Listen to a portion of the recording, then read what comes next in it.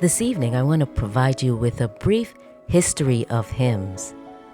Hymns date back to ancient civilizations where songs praised gods and heroes. The term hymn comes from the Greek hymnos, meaning festive song. In Christianity, hymns evolved from biblical psalms with contributions from early church fathers, medieval composers, and later figures like Isaac Watts and Charles Wesley. Famous hymns like Amazing Grace and Abide With Me are central to Christian worship. Early hymns were sung in pagan cultures, often linked to rituals. In the early Christian era, church fathers like Ambrose and Augustine wrote Latin hymns with biblical themes. Hymns are not just musical compositions. They offer a way to praise and speak to God while teaching theology. Isaac Watts, 1674 to 1748, transformed congregational singing in England, writing hundreds of hymns that expressed religious feelings. He is known as the liberator of English hymnody. The Methodist movement, led by John and Charles Wesley, also significantly influenced hymnody, creating many popular hymns with simple rhythms and melodies.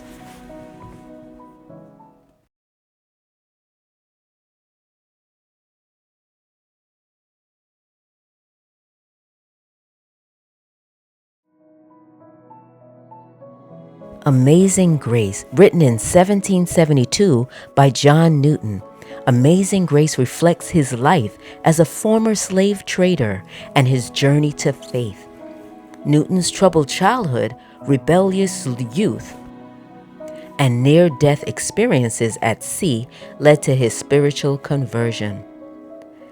After abandoning the slave trade, Newton became an Anglican priest in 1764, writing 280 hymns, including Amazing Grace. He later joined William Wilberforce in the fight to abolish the slave trade, witnessing the passage of the Slave Trade Act, 1807. The significance of this song, the hymn's lyrics, such as I once was lost but now am found, and through many dangers, tolls, and snares, reflect Newton's tumultuous past and profound gratitude for God's grace. These words resonate deeply with believers, illustrating our reliance on divine grace.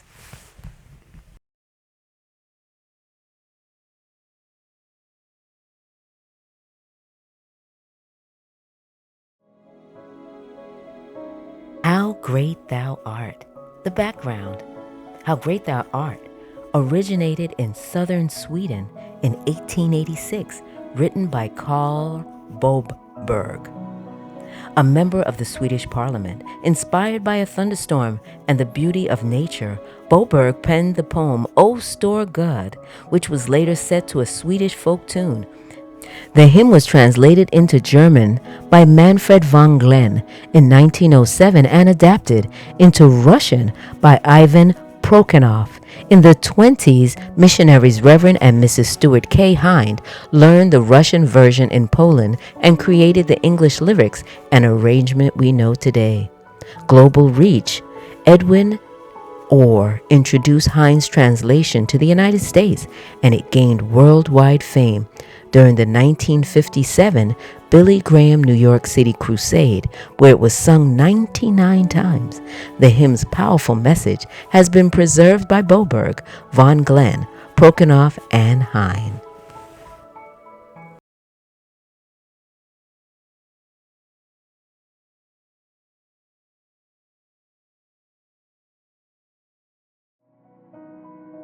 Turn your eyes upon Jesus.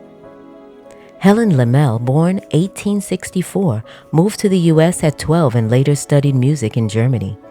After losing her vision due to illness, her husband left her. Despite this, she continued to serve the Lord, writing over 400 hymns.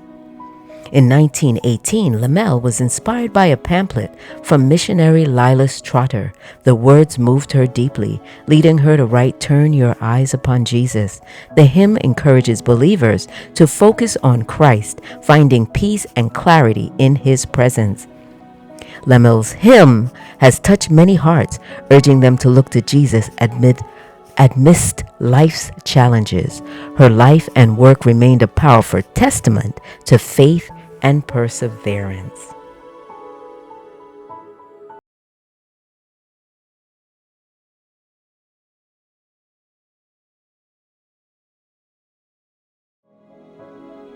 The background on the love of God is as follows. Frederick Martin Lehman, 1868 to 1953, and his daughter, Claudia Mays, wrote The Love of God. Lehman, a German-born hymn writer and pastor, was a key figure in the Pentecostal movement. He authored many hymns encouraging holiness and consecration. Lehman emigrated to the U.S. at age 4, grew up in Iowa, and studied for ministry with the Church of the Nazarene. He pastored in several states and founded the Nazarene Publishing House. Lehman was also a prolific poet and hymn writer, with The Love of God being one of his most famous works. Creation of the hymn, he struggled to write the third stanza of The Love of God until he found words on a card, which were based on a poem by Rabbi Meir Bar Yitzchak from 1096. These words were discovered on a wall in a German asylum. Claudia Mays arranged the music, and the hymn was published by 1920.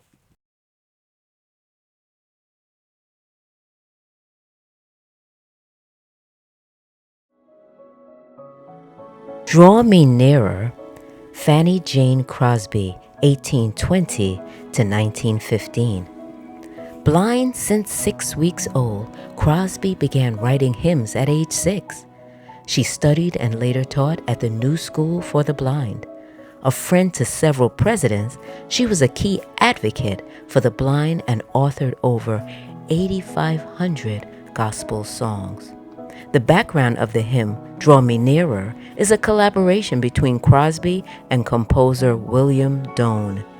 In 1874, during a visit to Doane's home, Crosby was inspired by their conversation about God's nearness. That night, she wrote the hymn's lyrics, which Doane later set to music.